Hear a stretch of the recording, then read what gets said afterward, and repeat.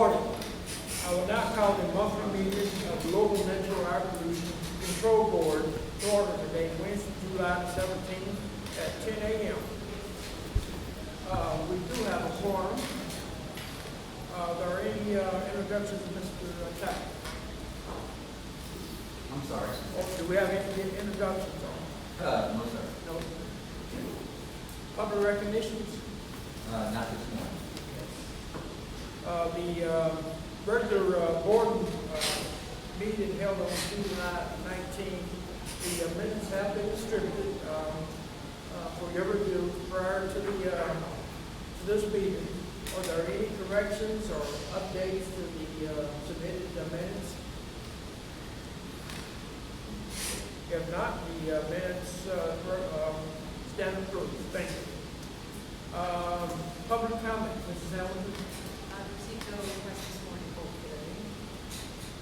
Mr. Chapman, any unfinished business? No, sir. New business? No, sir. Committee reports? We don't have any committee report this morning. So we down to staff reports. Mr. Chowdhury, your staff report. Thank you, Chairman Hilton. Good morning to you and the board. This will be a fairly routine director's report, just the highlights of what took place over the last month. There will be a short presentation at the end of this, but I will introduce that presentation at the end of my remarks. So let's get at it. Rachel and Michelle had the opportunity to attend a meeting on climate risk and vulnerability, which was held at the Metro United Way. This meeting was composed of multiple stakeholders related to this discussion and is part of Metro's sustainability efforts. And for the record, due to the budget cuts, the Office of Sustainability was dissolved, but it was picked up into advanced planning. So advanced planning is now advanced planning and sustainability. So that's where some of that work is going to take place going forward. And then that advanced planning is under development in the structure of Metro government. And this work is really a convergence of sustainability and resilience. As part of these early discussions, there's a survey that they have provided, and we will put that out on the listserv just to get as many people to have input into this discussion as possible and help guide their discussion going forward. What I would like to note for the board is that APCD's presence and its input is crucial in this discussion, especially as it pertains to greenhouse gases. The secondary benefits derived from greenhouse gas emissions for reductions of emissions of other emissions of concern for the district, sulfur oxides, NOx, particulate, is just crucial to our work going forward. The number of actions to slow atmospheric greenhouse gas emissions and accumulation will also tend to reduce conventional pollutant emissions that we take a look at daily. And even though those benefits are going to be ancillary to the greenhouse gas reduction, they'll be incredibly important to our work going forward for a couple of reasons. The ancillary benefits will tend to accrue near term, so the benefits we'll get from any greenhouse gas reductions to other pollutants will happen much quicker than any impacts from greenhouse gases to climate change. Those will be over probably decades in terms of getting some benefits from those. Additionally, the ancillary benefits will accrue to us jurisdictionally, as opposed to greenhouse gas is going to be more of a global type of thing.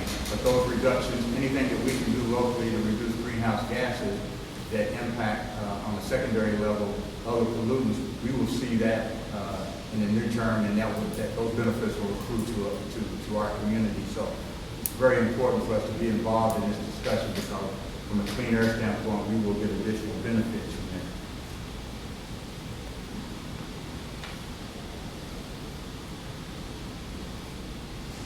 Even though we probably won't have any kind of direct influence in that discussion, it's also important that we be at the table so we can talk about those ancillary benefits when people talk about the cost of greenhouse gas reductions. because we need to make sure that they understand the benefits of those ancillary reductions that we're going to get in calculating what those costs are for getting those greenhouse gases. We're just talking about greenhouse gas reductions in that cost. That number's really going to be inflated in terms of what the actual benefits are to our community. So we just want to make sure that we're at the table to discuss those issues and make sure that people are aware of the ancillary benefits of clean air, greenhouse gas reductions, as that conversation ramps up. Quick IT update: the self-implementation continues, and we are experiencing the hiccups and obstacles and delays that I outlined for you last month. So it is what it is, and we obviously will work through that. On a positive note, the consultants from Rambo are scheduled to be in next week. Rambo is conducting the ozone VOC study, and so they should be in to talk about the first phase of that study, which was assembling the VOC emissions inventory. So that work is continuing on schedule, and they'll be in hopefully next week. We look forward to continuing that work. And so obviously I'll keep the board updated on the progress of that study as we move forward. I do want to talk about a little bit, and give you an update on the cat urine odor in Shelby Park. We've discussed this. I've discussed this before the board. It's been an ongoing issue. And so on this past Thursday, the 11th, at a regularly scheduled Shelby Park neighborhood meeting, MSD addressed the residents in the community. And before I talk about what they talk about, I just want to again reemphasize that APCD has worked tirelessly to address this issue and identify the source of this odor. Our compliance officers have responded to numerous odor complaints around this cat urine smell in that neighborhood, and we have led that investigation.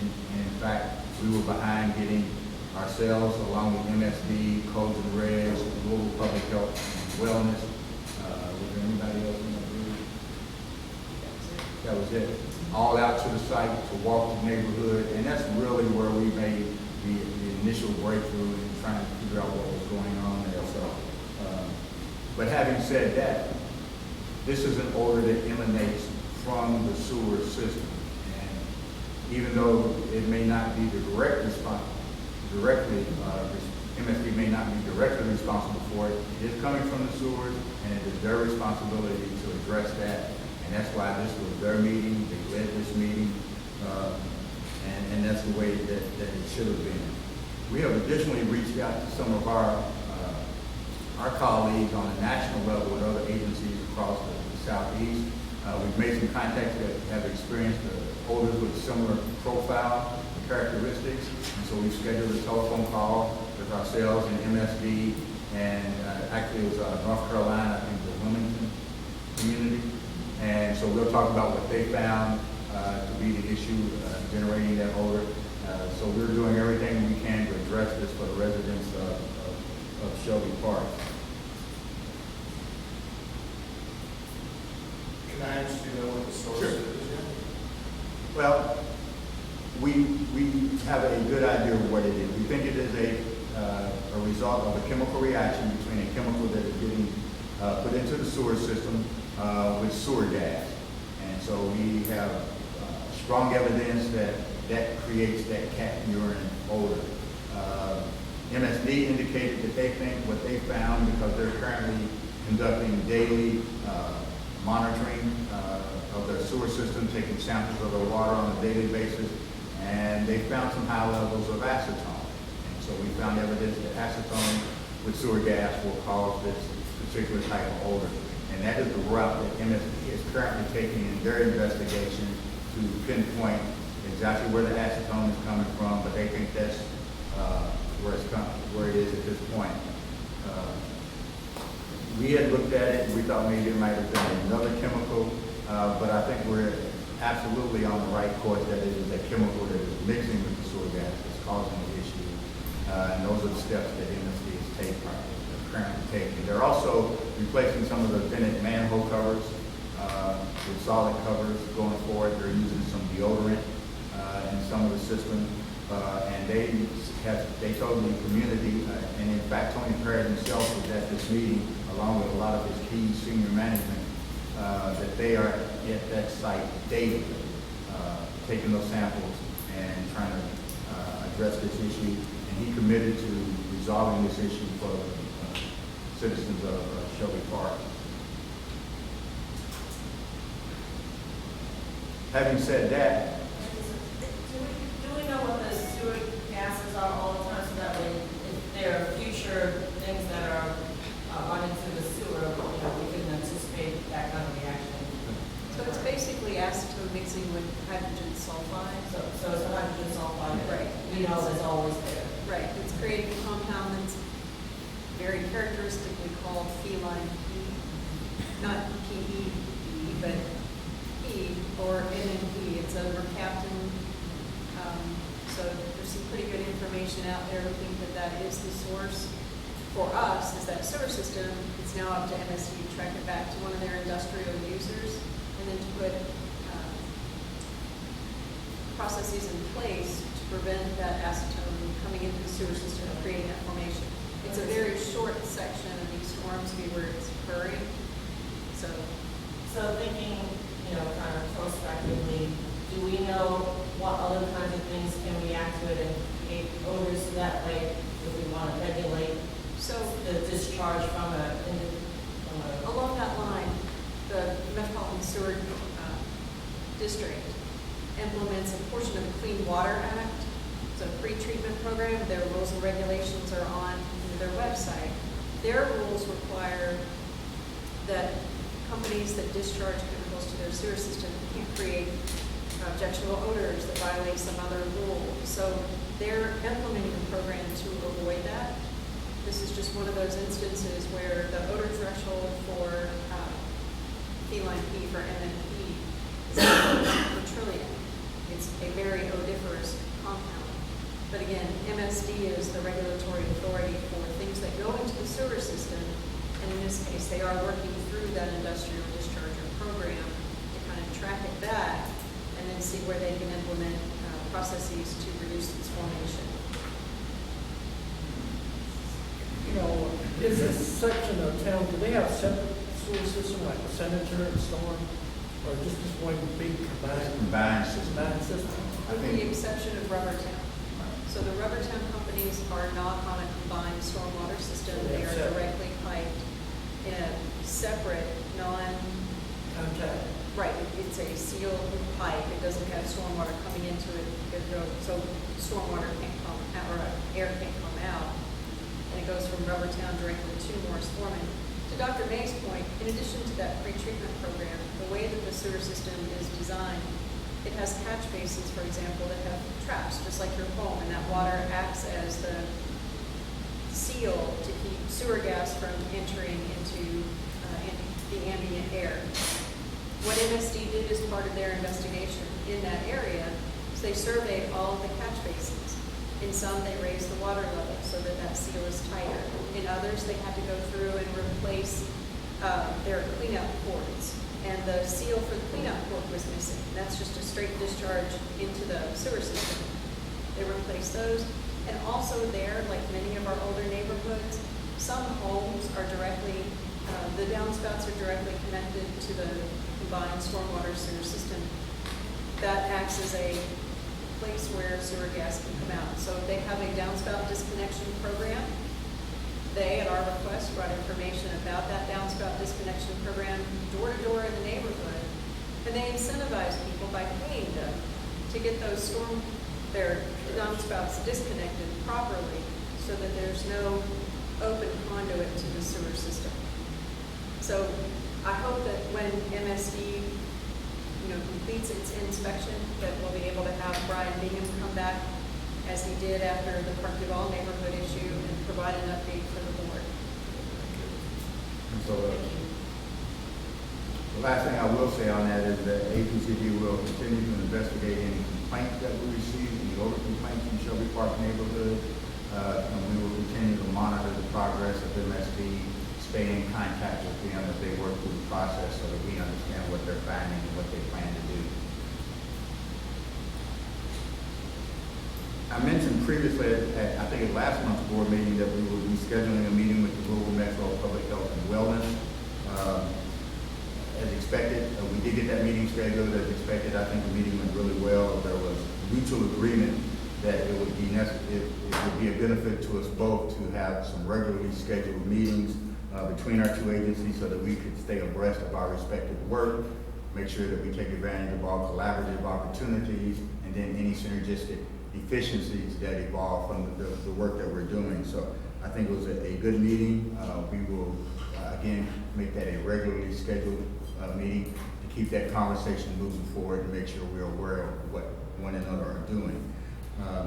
A similar but separate discussion will take place, and at this meeting will be the health department, ourselves, and then we will include the University of Louisville Environment Institute, West Jefferson County Community Task Force, and then as needed, any other community organizations as we work through some issues. And again, for a lot of the same reasons, we just want to make sure that we understand the entire universe of things that are going on in this community relative to clean air work, so that we can take advantage of those collaborative opportunities, so that we don't duplicate work, and so that we can add to the work that each of us are doing out in the community so that we get the biggest bang for the buck. So we've got that first meeting going, we'll get the second one scheduled. I think this will have some long-term benefits for our work going forward. I think we put my email, all those notices. Sure. For the joint meeting with the University of Louisville and Environment? Yeah, or the health and wellness. Okay. You know, so I don't know about the others, and like the,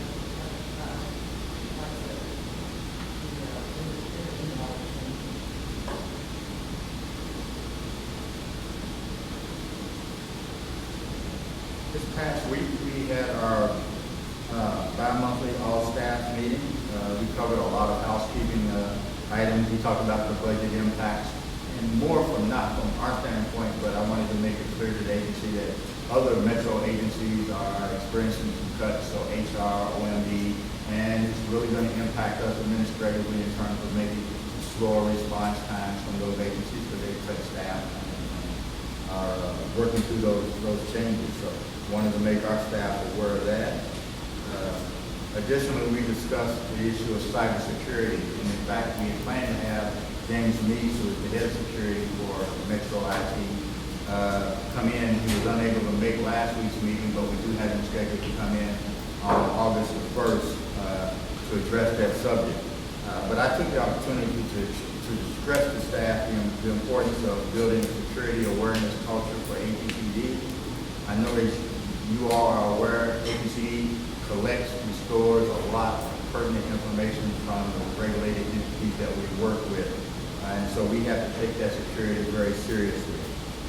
So I emphasize 4 points to our co-workers. We must, and we get these training opportunities from Metro IT on a fairly regular basis, so we need to take our cybersecurity training seriously. We have to report any and all incidents, confirmed or suspected, immediately. Time is crucial if there's ever a breach in terms of limiting the vulnerability to our entire network.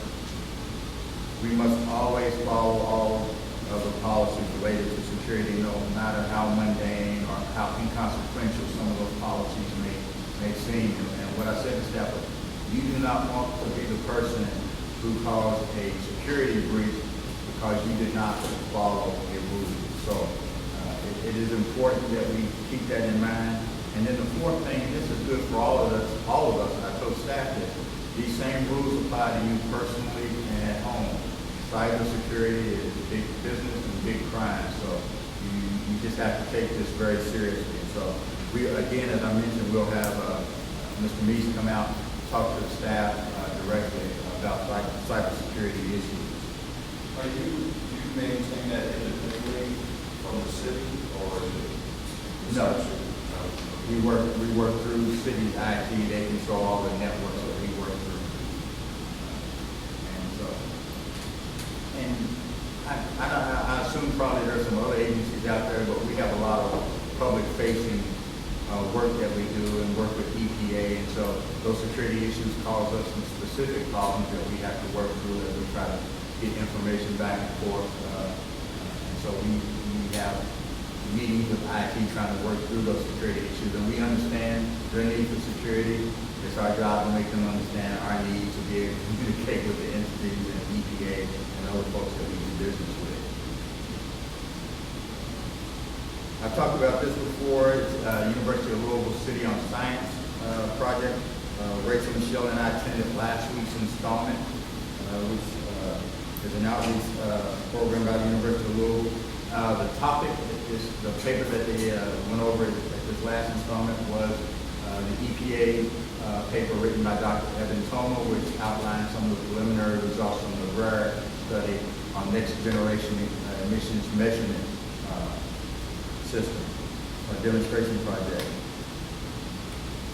And I know we've mentioned this before, but APCD staff were co-authors and had a lot of input into that paper, and that was also noted. We provided a copy of that article for you to review. I felt like it was a good discussion. I think it was important that we had APCD staff there to add some perspective to that discussion for folks, and more from the standpoint of making sure folks understood that this was a research project, and that the benefits, and I think there will be benefits from the work that EPA is doing on this work and that we're doing, but they are longer term benefits. So I think we'll get some technology that we'll be able to utilize in the future that will help us. But I think it was important to make sure that this audience understood that this was research work and not anything that would provide some immediate type of benefits.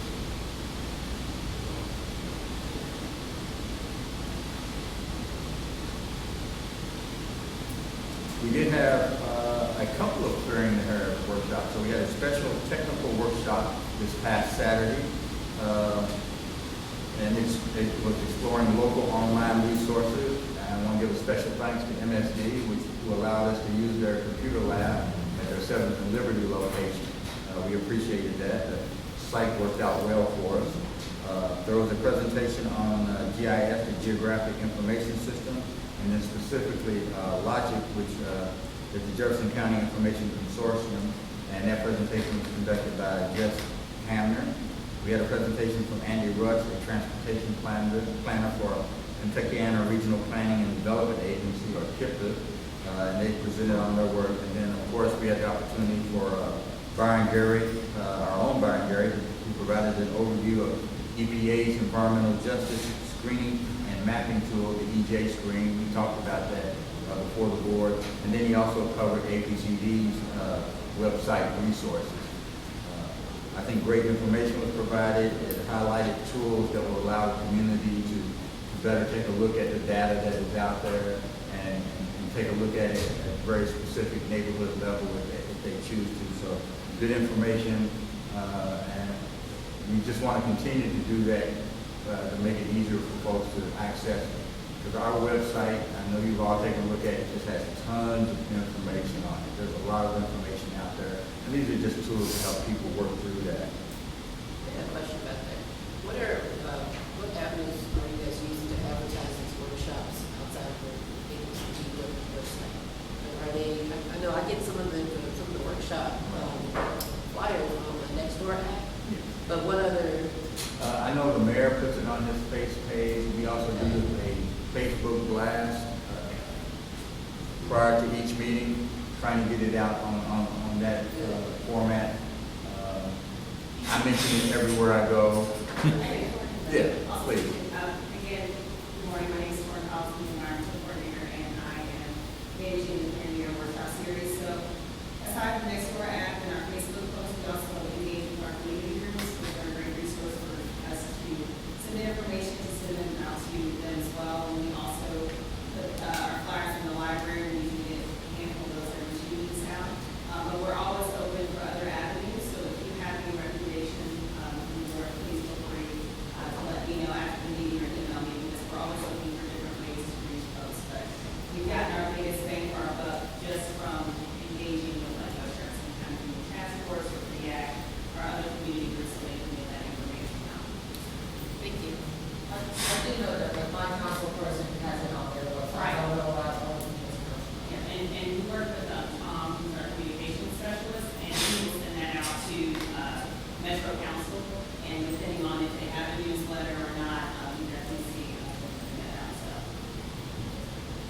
have posted those flyers at some of the churches in like St. Stephen, Green County.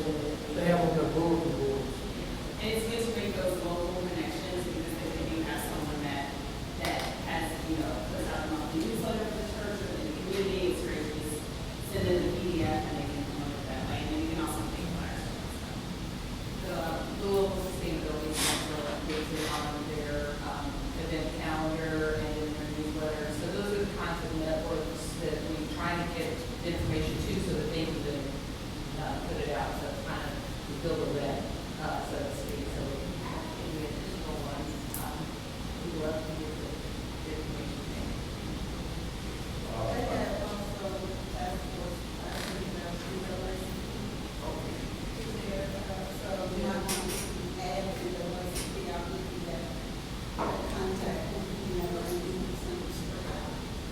Thank you. I just want to add, I'm Tom Norton, the communication specialist. One of the more effective tools we have is the APCD has a mailing list of people who have come to the APCD website and signed up specifically for this kind of information. So it's people who are motivated to want to do this. So, they want to know about what we're up to, what our board orders are, what our permits are. So, we have a listserv. It's got about, I might be wrong with the number, 3,000 to 4,000 people sign up for that. Plus, the Kentucky Air Education Program has a mailing list on an email serve, or I think they call them listservs. But basically, between those two, again, these are people who have come to us and said, I want to know what you're up to. So between those two, there's probably a little bit of overlap, but I think we sent out a notification on that as well. So every time we do one of the workshops, we send out the flyer, where it is, what time, and it's basically all that good information. And that hits probably, there might be some overlap, but it hits probably 6,000 to 8,000 people.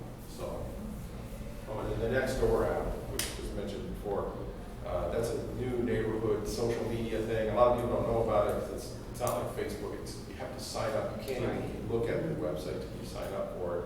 But the city has a relationship with Nextdoor that allows us, because they want to get cities involved, we can send out a notification on Nextdoor to everyone who signed up for Nextdoor Louisville. And that, the algorithms are weird. You don't really know if you're getting everybody, but you can it actually says there's over 100,000 people signed up for that. So I was pleasantly surprised when I saw it on our Neighborhoods Next Door app, so. I've been real successful. We've been real successful with that because we sent for example, we sent out a fireworks notification this year to come a reminder. Please don't pollute your neighborhood with fireworks. And just the response that I got after that, people you get thumbs up, thank you. I got tons of messages from people that, not a ton, but like 1 or 2 a day, people saying thanks for doing this, or man, it's really bad here. So I think Nextdoor is a good opportunity for us as well. And again, as always, we're looking for additional avenues to do that. So, Have we contacted colleges or clubs like that so that we do know? We have a few relationships with universities and colleges, but we're also open to getting more. So it's a great resource that we can get some of the younger folks in the community involved as well. So if you know of any, please feel free to email me or chat. and as I mentioned, we also had our regularly scheduled clearing air workshop this past Monday. The topic was odor and emergency response services. And so talk a little bit about how to file a complaint, our process about investigating odors. We also had some good presentations on emergency response. There was presentations from Jim Bottom with EMA, from Nick Hart from the Louisville Metro Public Health and Wellness, Damon Cowley from MSD, and then our own Stephen Gravett, the Manager of Compliance and Enforcement, talked about our odor complaint process and how we go about that. So again, a lot of good information out there for the community in terms of how that process takes place. We have in the near term a couple of additional outreach opportunities coming up. Actually, one today, Bradley Coombs will be on the radio on Metro Matters on WLOU at 2 p.m. today, talking about lawn care for cleaner air. And so that will happen today. On this coming Sunday, I will be at Coke Memorial, the Reverend George Burke, giving just a short presentation on the value of clean air to individuals and how we as individuals can make some impact. And then on the 25th next week, Michelle and I will be presenting at Bellarmine University to one of their senior learning programs, and we'll provide an overview of the agency and the work that we do. And then they had a topic talking about the greening of Louisville, and so Michelle will talk a little bit about all the efforts that she is aware of and that we're involved in, that how that greening helps in terms of cleaning the air, and so that will be on next week. We attended the West Jefferson County Community Task Force on last night. Michelle was at that meeting. RCAC, the Rubbertown Community Action Council Committee, will meet this Thursday. Last Thursday. We missed it because We missed it? Sorry. All right, well, we missed it this time. But my point was going to be that we do try to attend those on a regular basis when it's possible. And so, Michelle, I don't know if you want any comments about last night's RCA, our West Jefferson meeting, or we also have Ms. Gatson here. I thought it was a very informative meeting. We just talked, we had two major things on the agenda, and one of them was about 5G, the new internet speed, because people have expressed concerns that it does harm. So I gave the information to Mr. Barnett, and he made a presentation last night, and saying that it does cause harm, but there's you know, it's still out as far as being conclusive. But we did find out, I think it was interesting, a lot of people, the few people that were there, because we had a problem with our list, were not even aware, you know, they didn't even know anything about a 5G. So that was brought to us, you know how we are. You bring it to us, we study it, we throw it back out there. So there's still some more studies that need to be done. And then we had a presentation on the testing in the Chickasaw Lake. Again, the city has done new testing, and so they have found that the dioxins the levels were down, but they are in the process of taking the sediment out, and that was an issue, where do you put the sediment? So we'll probably follow up on that again. And that was, that project at Chickasaw part of the lake, the pond, is going to get bigger and deeper, because this part of this project will be to dredge that out so that it can actually support aquatic life again and have a functioning ecosystem. So they'll be stocking that lake again with fish for recreational and hopefully subsistence fishing as well. But that's part of a much larger Metro Parks initiative that encompasses Shawnee, Chickasaw, and the Portland Wharf Park. Some really exciting things going on there, and the Shawnee Outdoor Learning Center that has been designed is something that I think that we should, certainly keep our eye on, and there'll be a lot of great environmental education opportunities there, a lot of fundraising that needs to happen. So if anybody knows somebody with a checkbook for Metro Parks, I'm sure they'd like to know, but they've really got some great outdoor learning and engaging kids outdoor opportunities and programs that are already underway there. So certainly something to watch for, I think. The plans are there. The plans are there. I don't get excited about it until I see them start going. So that's the reason why, I mention it like it, because it's a $10 million project. So, if anybody has any money, I can write a check today. Won't mean to them, but I can write it at least, over $10 million is what it is. I would like to ask, I wonder on the workshops and the things that Air Pollution Control District. I'm sorry, I am not in my right mind today. Are any of the workshops, are they online? Can people go online and actually go through Yes. the entire workshop? All of the workshop presentation materials are posted on our website on the Clear the Air workshop page. That includes last year's series as well as this year's. So after every workshop's completed, Torin goes back And when you lists say out- materials, am I actually seeing? No, we're not videoing the presentation, but something that we've really tried to do with the presentations is to make sure that they're as complete as possible for someone viewing them without the benefit of someone, speaking complete points on each of the bullets and hyperlinks throughout. But the other thing that I'd like to highlight off of that is that we're really hoping that people will see those materials and say, hey, I have a group or meeting that I go to that this would be good information for, and contact us and invite us to come to give that presentation there. So we'd love to take this stuff on the road. We've had a few opportunities to do so, and we're always looking for more of those opportunities. So it's also, in addition to the materials for the information's sake, it's a bit of a menu that people can sort of look at and see all of the different topics that we can come talk to you about, and we would love to. So it's an invitation as well as a presentation. So you don't offer it as a webinar? We haven't at this point. Webinars, we can schedule those and offer them, but we haven't done videoing of these. Video production is probably not our forte, but it is something we've discussed, and I think we would like to explore that in the future. Probably in shorter segments than a 90-minute workshop. I don't know how many of y'all are watching YouTube video for 90 minutes. So, everyone else? Yeah, well, first of all, I want to thank you because there was a couple of points I wanted to make, that we're always looking for opportunities to do the workshop series out in the community. So if there's specific workshops that we can do somewhere, we would love to do that. And I had a slight opportunity to debrief with Michelle this morning about West Jefferson's meeting last night, and I wanted to get that information out there about what's going on at Shawnee, Chickasaw, and Portland Park. I think that's important, and so if they bring that online, and even what they're doing now, opportunity for us to get out and work with the children talk to the children about environment, I think is important. And so that's the point I wanted to get out about that.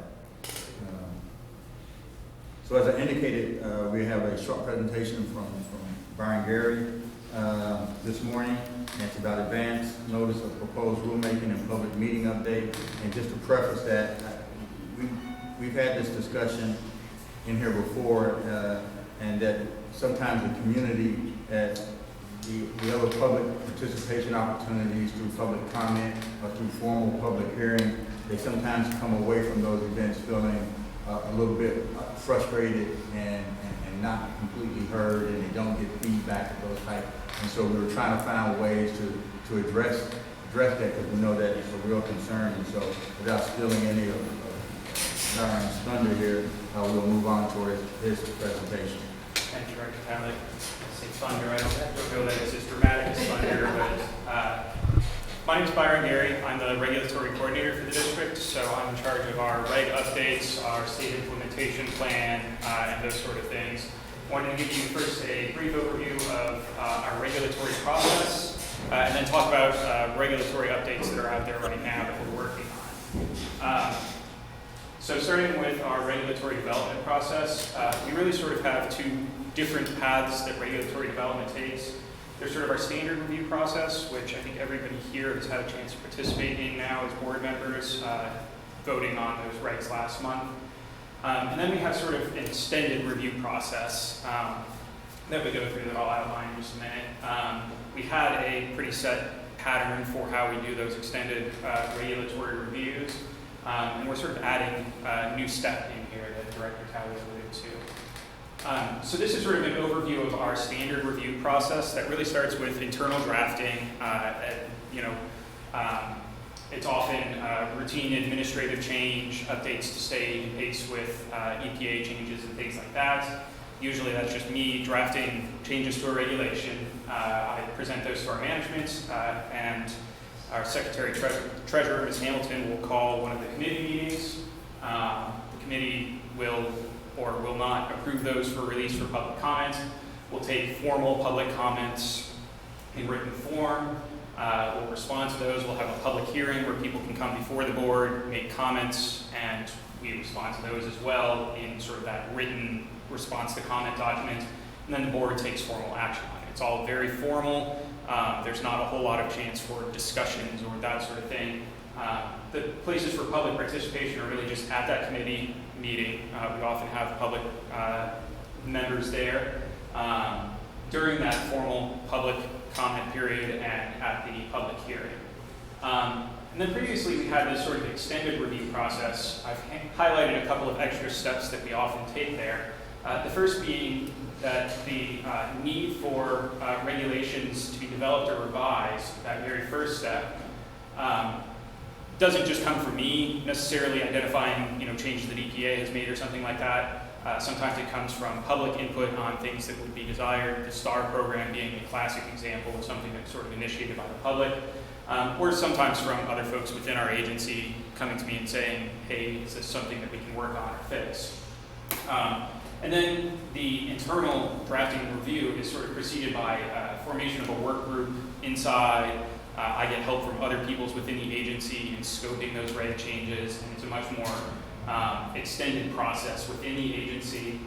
And then after that internal drafting and review, we have, in this extended process, previously issued what we call an ANPR, or Advanced Notice of Proposed Rulemaking. This is really pretty much the same as the former public comment period. It just comes before the committee. Before we even bring it to the committee, we will put out proposed reg changes, or even just a notice saying we are thinking about amending this regulation. We have identified needs in this area.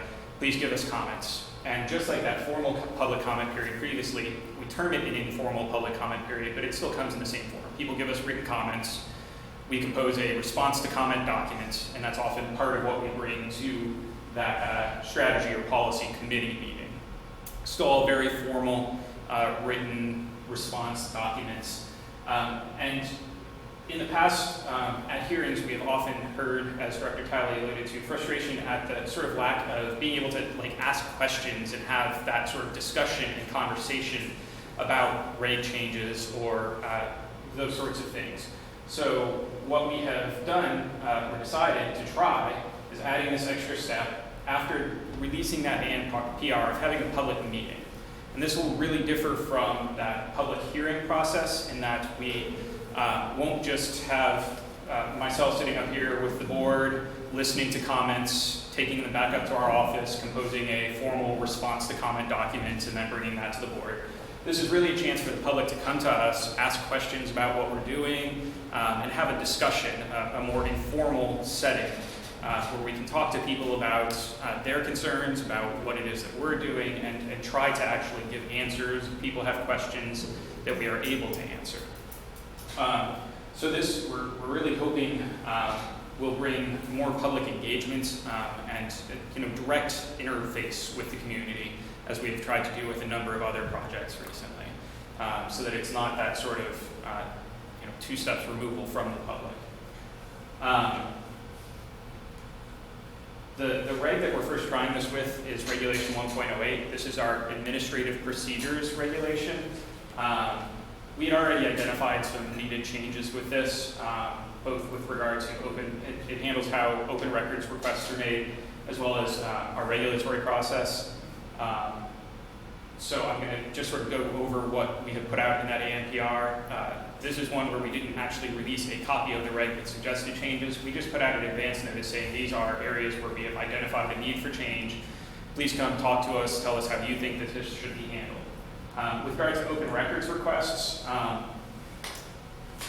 looking at how 1.08 handles it right now, we identified a deficiency. It doesn't line up with the Kentucky Open Records Act right now. There are specific requirements in CORA for what an administrative agency or a public agency has to have in their administrative regulations. Things like agency location hours, being an official custodian, any fees that are associated with open records requests, and procedures to be followed in requesting public records. This started after we moved. We never updated our address in the regulation, but in looking at it, we noticed that there are other things that CORA requires that we don't actually have in there.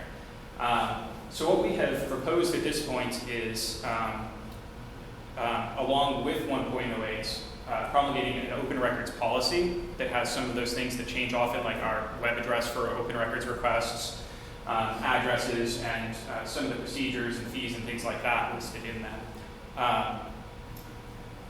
In addition, we identified some areas where the regulatory process is less clear or not as it needed to be. The first is with public hearings. Right now, the public hearings section really only contemplates hearings that subsequently lead to an action by the board, like adoption of regulations. But there are often hearings needed for other things. Our state implementation plan is required to have a opportunity for a public hearing, but that's not something that the board needs to approve. Usually it's just incorporating things that the board has already approved, or permits and things like that, into a state implementation plan that we then submit to EPA. Permits, and there are some other district decisions that require a public hearing. Those are still usually hosted by the board, but just the way the reg is structured to identify that opportunity for a hearing leading to a district decision. Also, the procedures for adopting regulations are all there, but at least in my opinion, somewhat convoluted. They are not clearly laid out. We don't plan on changing anything in the regulation to accommodate this public meeting or how we are required to adopt regs at this point, but just to sort of structure that in a way that makes a little bit more sense. So that is where we are right now. With the board's permission, I'm glad to take any questions from any of you. I just have one question. So your regulations, the district regulations are more in line with the state regulations as far as open records requests? I think with the state regulations, but they have a time limit that you've got to respond to open records requests? Core requires that typically we respond to open records requests within 3 days. Right. Unless it's for a commercial purpose, then we try to respond within 5 to 7 days. But yeah, that is required by the Kentucky Open Records Act, and we do comply with that already. Have you already held a preliminary public hearing? No, we issued that advance notice of proposed rulemaking last week. Thank you for asking. I forgot to mention the date. Next Tuesday, July 22nd at 5:30 in this room, we will be having the public meeting with regard to those specific regulatory changes. In essence, people come into a meeting like this versus an open house where they might come. It is an open house. It's in here, so we're not holding it up in our offices, but it is more of an open house. People can come in, come and go. It starts at 5:30, but we're not preceding it with a formal presentation like this or anything. People are welcome to come at any time. I'll be here. Feel free to come in. And would be available. Ask any questions that you have. I also often handle open records requests when our records coordinator is not available, so I can answer questions about that pretty readily too. I think Ms. King, my advisor or manager, will be here as well. So we should be able to answer, hopefully, any questions. Any board members? Thank you very much. Thank you. Thank you. So, it's just, at this point, we want to look at it more as a pilot program. We want to see if it helps, if it works, if it's a benefit to the community. Of course, I mean, if nobody shows up, we're not going to continue to do that because it's after hours and it's taking resources and Depending time. on what the subject of the change is, I mean, It will. when it comes to a change in a week all or something. This is a process that we don't have to use, but there will be times when we think that this extra step will be helpful. It may be because we know that there's conversation about this area of regulation in the community or amongst our regulated entities, and we want to provide an opportunity to add some clarity, or maybe something that we want to raise awareness about. In this case, it's we're holding it because we want to raise awareness of this opportunity to have a public meeting and to kind of introduce that idea, because it is something very different than a public hearing, which is what people have typically seen. So there's a number of reasons why we might use this extra step, but in this case, it's so that we can kind of introduce this opportunity to our stakeholders.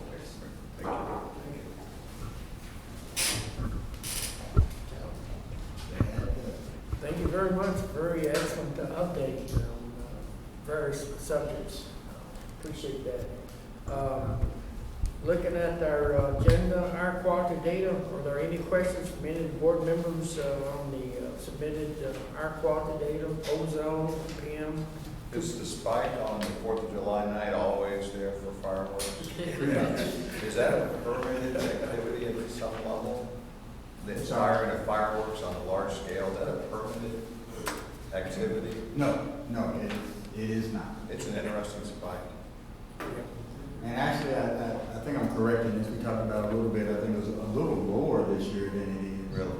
Yeah, in terms of the spiking and in terms of its duration during the 4th of July timeframe. I can share some thoughts on that. I mentioned earlier that we printed out a notification asking people not to do it. The situation in Louisville is that it's illegal to do rockets, explosive things. You can't, that stuff's still illegal. It's never been, maybe it's legal in the 60s or 70s, but it's been illegal, like firecrackers, stuff like that's illegal. But you can still get it because it's not illegal everywhere else. The city has a law, it's in the books, it's in the, so obscure part of the ordinance code that says, thou shalt not shoot a rocket into the air unless it's a permitted show, like the waterfront or the ballpark or whatever. But people still do it. And our police department is very good and they're very efficient at some things, but it's not, it's not a priority to go around arresting people for it. So what I try to do is point out to people that it's a pollution issue as well. We don't really have any regulatory oversight either, but we can at least compel and try to use our pulpit to say, hey, that's the message I send out. Think about your neighbors who might have COPD or asthma. And, and a lot of people do. That's when I sent out that next door notification. I got a lot of good feedback from people saying, hey, thank you for saying this. That said, it was actually less this year than normal. We've had actual days that Billy can verify this. I think it's 2015 and 2016, we actually exceeded the PM standard because of it. It's not the fireworks show downtown, it's the Thunder over Louisville. That's big, but it doesn't have the regional impact of people in every neighborhood, every corner of the city shoot fireworks off. But fortunately this year we did have a spike, but I guess the context is that spike was just a spike, whereas in some years we've actually had full-on PM exceedances. For hours at a time? Or? Well, we did a 20, I guess it's a 24-hour standard on PM, right? So it has to exceed, it's like a spike that would start much earlier and stay high long enough to exceed the average. But this year it's just a spike that started around 9 and tailed off around midnight. So again, the rest of the day was fine. Yeah, it's a great graphic, actually. Any other questions on the air quality? What about the enforcement status report? Any questions or comments on that submitted report? Looks good. Excess emission report? Any questions? We also have some information on our lawn care. Great. Before I close out the meeting, it was brought to my attention, we had both the regular board meeting minutes and the public hearing minutes. We accepted the board meeting minutes, but I forgot to bring the public hearing meeting minutes before the board. Are there any corrections or upgrades to the public hearing minutes? Hearing none, these minutes have been approved. I just want to make sure that we do everything by order. Brought to my attention, I missed that part, but thank you very much. So, are there any further business to be brought before the board this morning? No, sir. If not, this meeting is adjourned until Wednesday, August 21st. And thank you for your attendance.